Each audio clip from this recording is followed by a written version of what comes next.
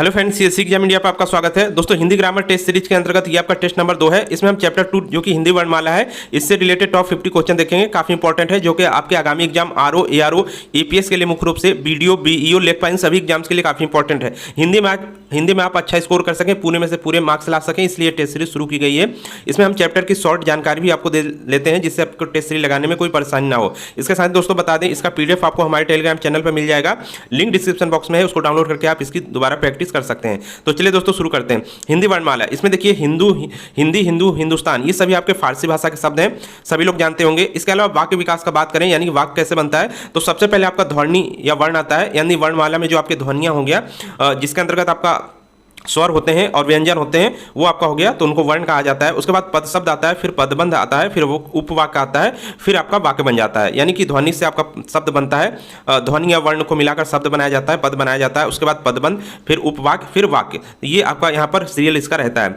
हिंदी वर्णमाला की बात करें, टोटल वर्णों की संख्या 52 है, जिसमें स्वरों की संख्या यहाँ पर 11 है। कहीं कहीं पर ये आपको 13 देखने को मिलेगा, क्योंकि यहाँ पर जो अयोग वा है, जो दो होते हैं, अन और अ, इसको भी आपका स्वरों में गिन लिया जाता है। तो यहाँ पर ये आपके स्वर हो गए। इसके बाद व्यंजन की संख्या की बात करें तो 35 आपके व्यंजन होते हैं, जिसमें देख लीजिए कौन कौन से हैं। ये आपके क से लेकर यहाँ पर ह तक ये आपके व्यंजन होते हैं। इसके अलावा द्विगुण व्यंजन 2 होते हैं, जो कि ड़ और ढ होते हैं। इसके अलावा यहाँ पर संयुक्त व्यंजन यहाँ पर 4 होते हैं। सबको मिलाकर यहाँ पर 35 आपके व्यंजन टोटल बन जाते हैं, तो इसको ध्यान रखिएगा। नेक्स्ट यहाँ पर अब दोस्तों बात करते हैं, यहाँ पर देखिए संयुक्त व्यंजन से क्वेश्चन आते रहते हैं। देखिए जो छ होता है, यानी कि छतरी वाला, वो किससे मिलकर बनता है, आधा क और स है, इसको ध्यान रखिएगा। त्र है जो वो आधा त और र से मिलकर बनता है। ज्ञ है वो आधा ज और य से यहाँ पर मिलकर बनता है। स्र है वो आधा स और र से मिलकर बनता है, इसको ध्यान रखिएगा। नेक्स्ट यहाँ पर अब दोस्तों स्वरों के बारे में बात करते हैं थोड़ा। तो यहाँ पर देखिए ये आपके स्वरों की संख्या यहाँ पर दी गई है। और हस्त स्वर कौन से होते हैं, जो छोटे, यानी छोटा हो गया, छोटा ई हो गया, ये आपको हस्त स्वर यहाँ पर कहा जाता है इनको। तो ये अ, ई, उ और र, ये आपके यहाँ पर 4 हस्त स्वर हो गए। इसके अलावा दीर्घ स्वरों की बात करें तो बाकी जितने भी बचे हुए हैं वो सभी आपके किसमें दीर्घ स्वर में आते हैं। तो आ हो गया, ई हो गया, उ हो गया, ए हो गया, ऐ हो गया, ओ और औ, तो इसको ध्यान रखिएगा। नेक्स्ट यहाँ पर प्लुत स्वर कौन से होते हैं, तो यहाँ पर देखिए जिनका उच्चारण में ज़्यादा समय लगता है वो आपके यहाँ पर प्लुत स्वर कहलाते हैं। जैसे राम, किसी को बुलाया जाता है राम, ऐसे तो यहाँ पर देखिए काफ़ी देर तक राम के रा और माँ के बीच में यहाँ पर आपको शब्द देखने को मिलता है, तो ये आपके प्लुत स्वर कहलाते हैं। नेक्स्ट यहाँ पर अब दोस्तों बात करें व्यंजनों के बारे में, आप देख लेते हैं अच्छे से। तो देखिए यहाँ पर क से लेकर यहाँ पर टोटल ह तक व्यंजन आपके हैं। और इसमें जो ऊपर वाला वर्ग है, पहला क वर्ग, ये आपका जो है गले या कंठ से बोला जाता है, इसको ध्यान रखिएगा, कई बार आया हुआ है और इससे क्वेश्चन आते रहते हैं। उसके बाद च, छ, यानी च वर्ग वाला जो है वो तालु से बोला जाता है, यानी गला सबसे नीचे वाला हिस्सा है। फिर थोड़ा बाहर आएंगे, यानी पूरे मुख की बात करें तो गला सबसे नीचे हो गया, उससे थोड़ा ऊपर आएंगे यानी बाहर आएंगे तो तालु। उसके बाद ट वर्ग वाला जो है वो मूर्धा भाग से बोला जाता है। उसके बाद यहाँ पर त वर्ग वाला जो है दांत से बोला जाता है, और फिर प वर्ग वाला वो ओठ से बोला जाता है। तो ये आपका सीरीज यहाँ पर पूरा रहेगा। और देखिए क से लेकर यहाँ पर म तक 25 ये आपके व्यंजन है, इनको स्पर्श व्यंजन कहा जाता है। ये भी ध्यान रखिएगा, स्पर्शी व्यंजन इनको कहा जाता है। नेक्स्ट यहाँ पर य, र, ल और व, इनको दंतोष्ठय, ये दंतोष्ठय के अंतर्गत आते हैं, यानी कि बोलने में दांत और दोनों का यहाँ पर यूज होता है। इनको अंतःस्थ व्यंजन कहा जाता है। य, र, ल और व, ध्यान रखिएगा, य, र, ल, व, इनको अंतःस्थ व्यंजन कहा जाता है। उसके बाद आपका स और ह, इनको उष्म व्यंजन कहा जाता है, ये भी ध्यान रखिएगा। ह इसमें शामिल है, ये भी ध्यान रखिएगा। उसके अलावा यहाँ पर अयोगवाह आपके जो होते हैं, अयोगवाह इसमें अनुस्वार जो होते हैं वो अ और अ है, यानी कि ऊपर अ के बिंदु आपका रहेगा, और विसर्ग जो है वो अ होता है, ये आपका विसर्ग हो गया। इन दोनों को अयोगवाह कहा जाता है। नेक्स्ट यहाँ पर देखिए संयुक्त व्यंजन हमने पहले आपको बता दिया है, छ हो गया, त्र हो गया, ज्ञ और स्र हो गया, तो ये आपके संयुक्त व्यंजन है। अब देखिए अल्प प्राण और महाप्राण की बात कर लेते हैं। तो यहाँ पर देखिए जिन वर्णों के उच्चारण में श्वास अर्थात प्राण वायु की मात्रा कम होती है उन्हें अल्प प्राण कहते हैं, अर्थात इनके उच्चारण में कम समय लगता है। प्रत्येक लाइन का पहला, तीसरा और पांचवा वर्ण यहाँ पर क्या होता है, अल्प प्राण होता है। और साथ में अंतःस्थ व्यंजन, अंतःस्थ व्यंजन कौन से होते हैं, य, र, ल और व, और साथ में आपका प्रत्येक लाइन यानी क वर्ग, च वर्ग, ट वर्ग, ये जितने भी हैं वर्ग, इनका पहला, तीसरा और पांचवा वर्ण, तो ये ध्यान रखिएगा। यानी कि यहाँ पर देखिए पहला ये हो गया, तीसरा ये हो गया, पांचवा ये हो गया। तो क से लेकर यहाँ पर देखिए म तक जो आपका रहता है ये आपका इसके अंतर्गत आता है, तो ये ध्यान रखिएगा। और इसमें अंतःस्थ व्यंजन आपके य, र, ल, व, ये हो गए आपके, तो ये आपका किसमें अल्प प्राण के अंतर्गत आता है, ध्यान रखिएगा इसको। नेक्स्ट दोस्तों यहाँ पर बात करते हैं महाप्राण की। तो जिन वर्णों के उच्चारण में यहाँ पर अधिक समय लगता है उनको महाप्राण कहा जाता है। प्रत्येक लाइन का दूसरा और चौथा वर्ण और इसके साथ ही उष्म व्यंजन ह के साथ, तो उष्म व्यंजन के साथ ह भी आता है तो उसको भी इसमें शामिल किया जाता है। यानी कि प्रत्येक वर्ण का दूसरा और चौथा, प्रत्येक लाइन का दूसरा और चौथा वर्ण इसमें आपका क्या होता है, महाप्राण होता है। और साथ ही उष्म व्यंजन, उष्म व्यंजन कौन सा है, स, ह, स और ह, तो ये इसमें मिला लिया जाता है। तो ध्यान रखिएगा, यानी कि अल्प प्राण में जहां अंतःस्थ मिलाया जाता है वहीं महाप्राण में क्या मिलाया जाता है, आपका उष्म व्यंजन को मिलाया जाता है। और इसके साथ ही इसमें 1 3 5 होता है, 1 3 5, और इसमें क्या होता है 2 और 4, यानी बचा हुआ जो आपका शेष होता है वो इसमें आपका 2 और 4 इसमें होता है, ध्यान रखिएगा।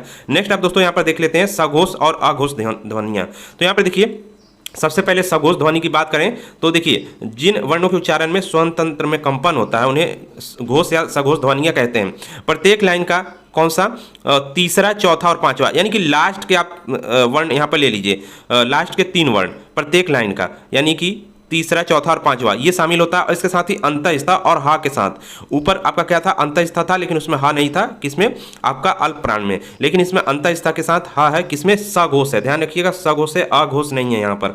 तो तीसरा चौथा और पांचवा के साथ साथ अंतःस्थ व्यंजन और हा। तो यहाँ पर देखिए तीसरा चौथा और पांचवा, साथ ही अंतःस्थ य र ल व हो गया और हा हो गया, ये इसमें शामिल किया जाता है, किसमें, ये आपका हो गया सघोष ध्वनि में। अब अघोष ध्वनि की बात करें तो जिन ध्वनि के उच्चारण में कंपन नहीं होता है उन्हें अघोष कहते हैं। तो प्रत्येक लाइन का प्रथम और दूसरा, तो प्रथम ये हो गया, दूसरा ये हो गया, इसके बाद उष्म व्यंजन इसमें लिया जाता है। अब ह को हमने ऊपर भेज दिया है, किसमें, सघोष ध्वनि में, तो यहाँ पर ह हट जाएगा, उष्म व्यंजन के साथ नहीं रहेगा वो।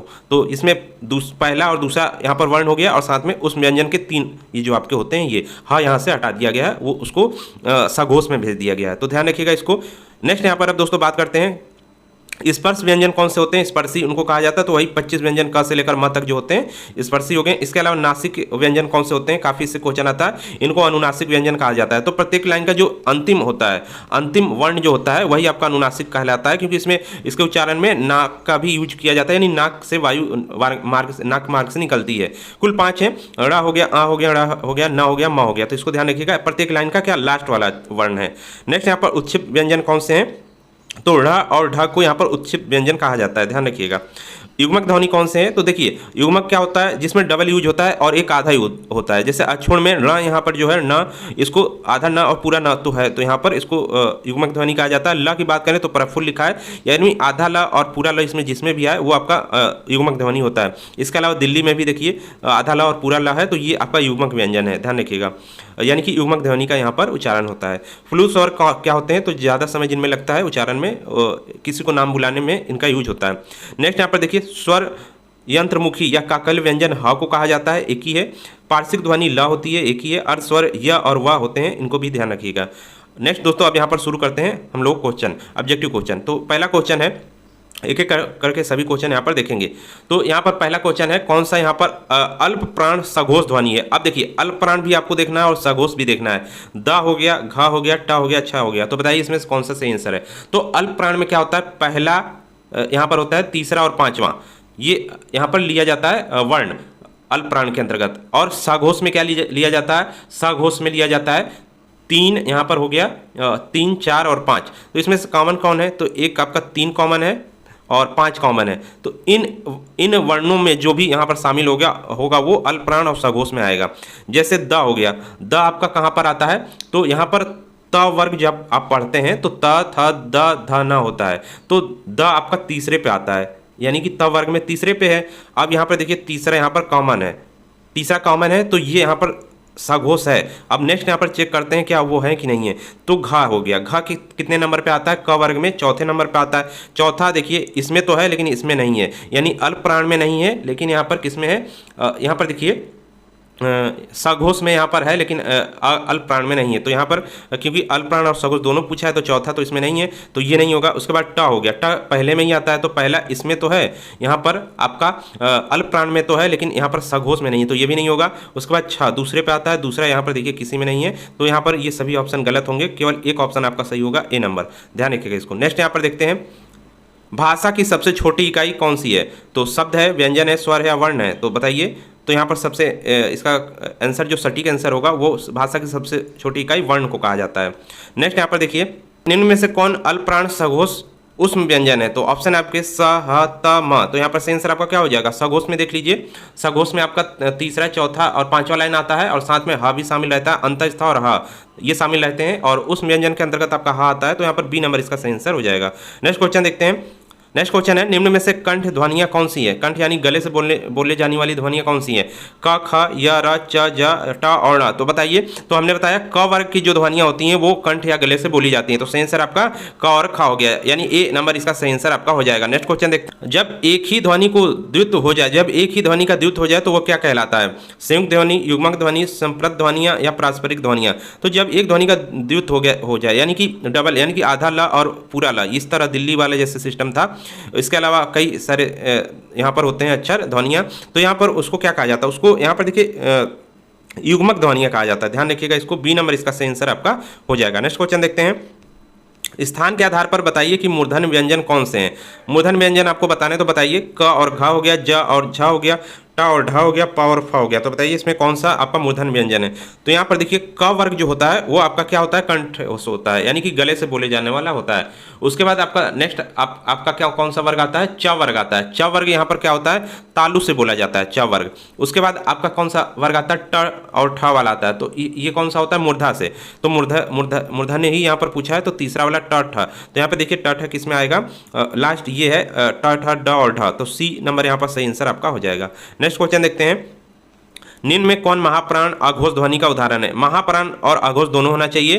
तो यहाँ पर अघोष में कौन कौन सा आता है सभी को यहाँ पर पता होना चाहिए और महाप्राण पता होना चाहिए। महाप्राण में कौन सा आता है? महाप्राण में प्रत्येक लाइन का दूसरा और चौथा वर्ण आता है और साथ ही आपका उष्म व्यंजन होता है और साथ में ह होता है, ह के साथ। तो ये आपका 2 और 4 और साथ ही यहाँ पर अघोष पूछा जा रहा है। अघोष में क्या होता है? यहाँ पर अघोष में पहला और दूसरा होता है और इसके साथ ही यहाँ पर उष्म व्यंजन होता है बिना ह के।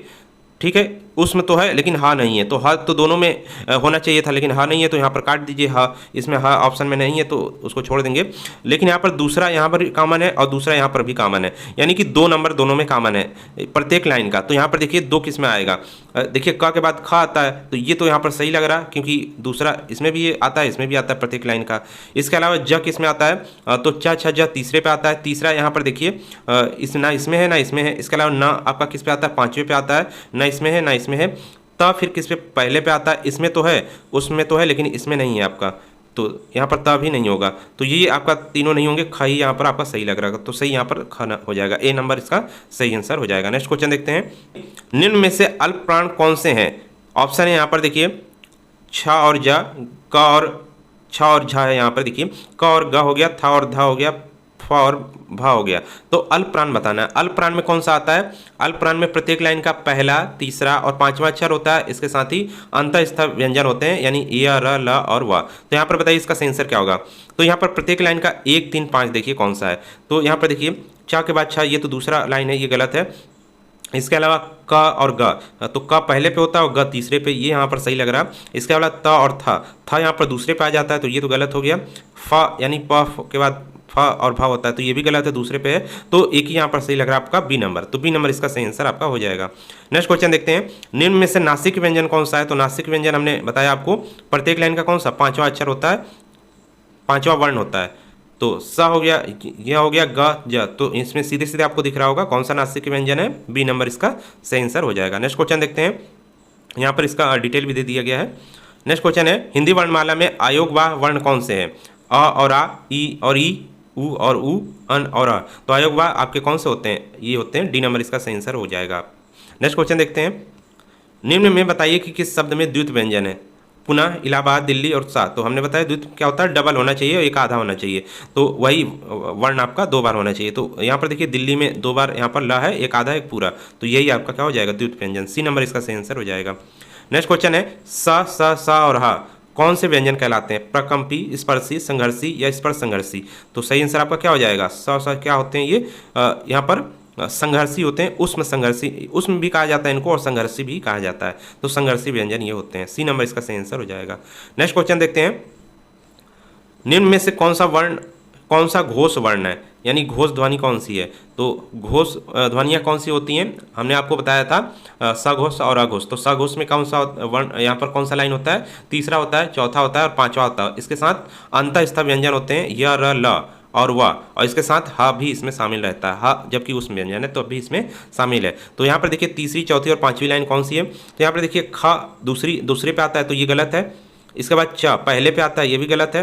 म किस पे आता है? 3, 4, 5 में, पाँचवें पे आता है म, तो ये सही यहाँ पर लग रहा है। ठ दूसरे पे आता है तो ये गलत है, तो म ही यहाँ पर सही है, तो सी नंबर इसका सही आंसर हो जाएगा। नेक्स्ट क्वेश्चन देखते हैं। क ग ज फ ध्वनियाँ किसकी हैं? संस्कृत की, अंग्रेजी की, अरबी फारसी या दक्षिण भाषाओं की? तो सही आंसर क्या हो जाएगा आपका? अंग्रेजी की ये ध्वनियाँ हैं, बी नंबर से आंसर हो जाएगा। नेक्स्ट क्वेश्चन देखते हैं। छ ध्वनि किसके अंतर्गत आती है? मूल स्वर, घोष स्वर्ण, संयुक्त वर्ण या तालव्य? तो सभी को पता होगा यहाँ पर क्षत्रिय वाला छ जो बना है ये आपके दो शब्दों से मिलकर, दो वर्णों से मिलकर बना है, तो यहाँ पर संयुक्त वर्ण इसको कहा जाता है। सी नंबर इसका सही आंसर हो जाएगा। नेक्स्ट क्वेश्चन है। ज्ञ वर्ण किन वर्णों से के योग से बना है? ज और ज, आधा ज और यहाँ पर ज और ध, ज और न, तो सही आंसर क्या हो जाएगा? सभी को पता है आधा ज और या, ये इससे मिलकर बी नंबर इसका सही आंसर हो जाएगा। नेक्स्ट क्वेश्चन देखते हैं। निम्नलिखित में से उच्चारण के स्थान पर कंठ से लेकर मुख विवर में उच्चारित व्यंजन का अनुक्रम है, तो यहाँ पर आपको बताना है, यानी कि पहले कौन आता है फिर कौन, ये इस तरह आपका इसका बताना है। तो ऑप्शन यहाँ पर दिया गया है कंठ तालव्य वर्ष से दंत ओष्ठय, कंठ तालव्य ओष्ठय दंत वर्ष, कंठ वर्ष तालव्य दंत ओष्ठय, ओष्ठय वर्ष तालव्य कंठ या दंत। तो सही आंसर क्या हो जाएगा इसका? देखिए सबसे पहले क्या होता है? सबसे पहले आपका गला होता है, सबसे लास्ट वाला जो होता है गला होता है। कंठ होता है यानी मुख का सबसे जो बोला जाता है जब, तो गला से सबसे पहले यहाँ पर वो आएगा, यानी कि शुरुआत यहीं से होती है। उसके बाद यानी बाहर आते जाएँ तो यहाँ पर उसके बाद आपका कौन सा आ जाता है? कंठ के बाद यहाँ पर आ जाता है आपका तालव्य, यहाँ पर कंठ के बाद आपका तालव्य आ जाता है तालु। उसके बाद जो आपका आता है वो वध से आता है, जिसको मूर्धा यहाँ पर कहा जाता है, मूर्धन्य। और उसके बाद जो आता है दंत आता है, और फिर आपका ओष्ठ आ जाता है, और फिर आता है दंतोष्ठय। तो यहाँ पर केवल यहाँ पर 4 दिए गए हैं, 5 उन्हीं को देखेंगे। तो सबसे पहले कंठ आपका हो गया, तालव्य हो गया, वर्ष हो गया जिसको मूर्धा कहा जाता है, फिर दंत हो गया, फिर ओष्ठय हो गया। तो ए नंबर यहाँ पर आपका सही आंसर हो जाएगा। नेक्स्ट क्वेश्चन देखते हैं। घ का उच्चारण स्थान कौन सा है? अब घ का बताना है आपको। मूर्धा है, कंठ है, तालु है या दंत है? तो घ कौन से वर्ग में आता है? क वर्ग में आता है आपका। क वर्ग क्या होता है? कंठ से बोला जाता है, सभी को पता होगा, तो इसका सही आंसर बी नंबर हो जाएगा। नेक्स्ट क्वेश्चन देखते हैं। इनमें संयुक्त व्यंजन कौन सा है? द है, ज्ञ है, ढ है या ढ है? तो यहाँ पर बताइए, तो संयुक्त व्यंजन कौन सा है? यहाँ पर ग, ज्ञ है, यहाँ पर बी नंबर इसका सही आंसर हो जाएगा। नेक्स्ट क्वेश्चन देखते हैं। निम्नलिखित में से कौन सा वर्ण उच्चारण की दृष्टि से दंत नहीं है? दंत के अंतर्गत कौन सा वर्ण आता है? तो यहाँ पर हमने आपको बताया पहला जो क वर्ग होता है वो गला से होता है। ऑप्शन यहाँ पे देख लीजिए, त हो गया, न हो गया, द हो गया, ट हो गया। तो बताइए इसका आंसर कौन सा होगा? यहाँ पर देखिए क वर्ग जो होता है वो आपका यहाँ पर गले यानी कंठ से बोला जाता है। उसके बाद आपका च वर्ग आता है जो कि तालु से बोला जाता है। उसके बाद आपका च के बाद कौन सा? ट वर्ग आता है, ये आपका किससे बोला जाता है? मूर्धा भाग से, तो मूर्धा के अंतर्गत आ गया। और त वर्ग जो होता है वो आपका यहाँ पर किससे आता है? दांत से आता है, यानी दंत के अंतर्गत आता है। तो यहाँ पर वही पूछा है दंत, तो यहाँ पर त वर्ग में देखिए कौन सा है? पहला ही ये यहाँ पर नहीं है पूछा है, तो यहाँ पर देखिए नहीं है। त तो आपका होता ही है, द भी होता है और न भी होता है, ये सभी दंत के अंतर्गत आते हैं। ट जो होता है वो आपका किसके अंतर्गत आता है? ये आपका मूर्धा भाग के अंतर्गत आता है, तो ये नहीं है, नहीं है पूछा, तो सही आंसर आपका यही हो जाएगा, डी नंबर। नेक्स्ट क्वेश्चन देखते हैं। छ वर्ण किसके योग से बना है?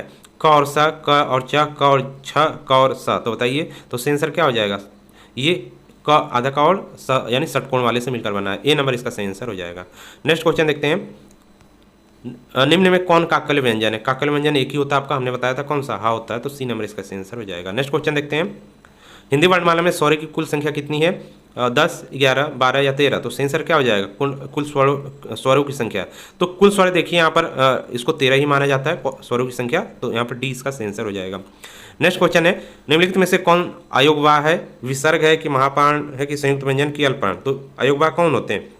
2 होते हैं। एक आपका यहाँ पर देखिए अयोगवाह में जो आते हैं, एक अनुस्वार आपका होता है, अनुस्वार में कौन सा होता है? अ के ऊपर बिंदु रख दिया जाता है, और एक आपका विसर्ग होता है, अ के बाद डबल ये बिंदु रखा जाता है, तो ये विसर्ग। तो विसर्ग कौन सा है? ए नंबर यहाँ पर सही आंसर हो जाएगा। नेक्स्ट क्वेश्चन है। छ ध्वनि का उच्चारण स्थान कौन सा है? दंत, ओष्ठ, तालव्य या वत्स? तो छ किस वर्ग का है?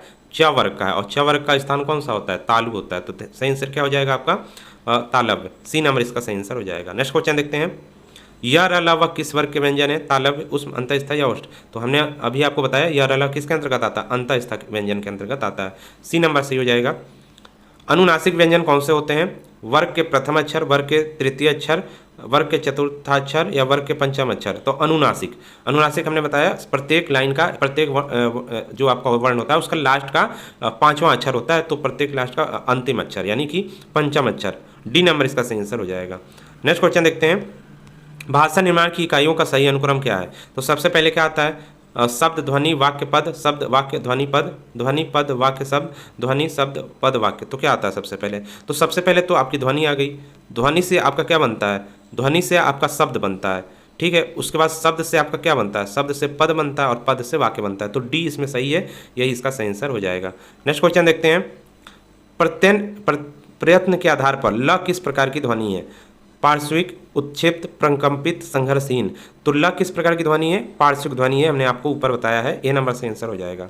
नेक्स्ट क्वेश्चन है, तालव्य व्यंजन कौन से हैं। अब तालव्य व्यंजन कौन से आता है, कौन से लाइन के आते हैं। ऑप्शन दिया गया च छ ट वर्ग त वर्ग प वर्ग। तो बताइए तालव्य कौन से आते हैं। तो क वर्ग आपका गले के अंतर्गत आता है, कंठ होता है। उसके बाद च वर्ग आपका कौन सा होता है, तालु से बोला जाता है इसको, तो तालव्य यही होता है। च वर्ग कौन सा इसमें, देखिए पहला ही है, तो ए नंबर इसका सही आंसर हो जाएगा। नेक्स्ट क्वेश्चन देखते हैं, ए और ए वर्ण क्या कहलाते हैं, नासिक, मूर्धन्य, ओष्ठ या कंठ तालव्य। तो सही आंसर क्या हो जाएगा आपका, कंठ तालव्य, ए और ए। ध्यान रखिएगा, ए और ए। नेक्स्ट क्वेश्चन है यहाँ पर, निम्नलिखित में से कौन अर्धस्वर कहलाते हैं। या हो गया, प हो गया, र, ल। तो अर्धस्वर के अंतर्गत कौन सा आता है, या वह आते हैं, तो ये आपका अर्धस्वर या हो जाएगा, ए नंबर इसका सही आंसर हो जाएगा। नेक्स्ट क्वेश्चन है, अघोष वर्ण कौन सा है। तो अघोष कौन सा होता है, प्रत्येक लाइन का कौन सा होता है, अघोष के अंतर्गत जो पूछा जाता है। तो अघोष के अंतर्गत प्रत्येक लाइन का प्रथम और दूसरा वर्ण होना चाहिए, इसके साथ ही उष्म व्यंजन होना चाहिए, यानी कि स हो गया, स हो गया और स हो गया। हा नहीं आएगा इसमें, ध्यान रखिएगा, हा को हटा दिया जाता है। अघोष वो होते हैं। तो यहाँ पे देखिए, अ तो नहीं होगा, ज भी नहीं होगा, च के बाद छ आता है, तो यहाँ पर पहला और दूसरा चाहिए। इसके बाद हा है, उसके बाद स है। तो यहाँ पे देखिए, हा तो यहाँ पर हट गया है, उस व्यंजन के अंतर्गत हा को नहीं शामिल किया जाता है, किसमें, अघोष वर्ण में, लेकिन स को शामिल किया जाता है, तो ये इसमें आ जाएगा आपका, यानी कि उसमें व्यंजन शामिल होते हैं। तो सही आंसर डी इसका हो जाएगा।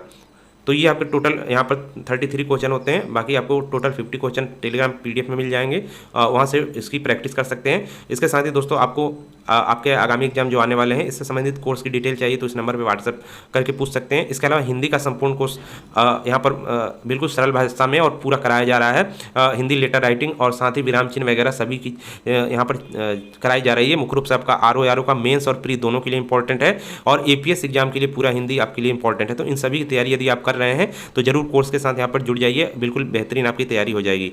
दोस्तों इसके साथ ही चैनल को जरूर सब्सक्राइब कर लीजिएगा, टेलीग्राम हमारा चैनल है, इसको ज्वाइन कर लीजिएगा। CS एग्जाम इंडिया सर्च करेंगे तो आपको मिल जाएगा। तो दोस्तों इस वीडियो में इतना ही, मिलते हैं नेक्स्ट वीडियो में। कोई भी आपको यहाँ पर क्वेश्चन से रिलेटेड जानकारी चाहिए तो कमेंट जरूर करिएगा।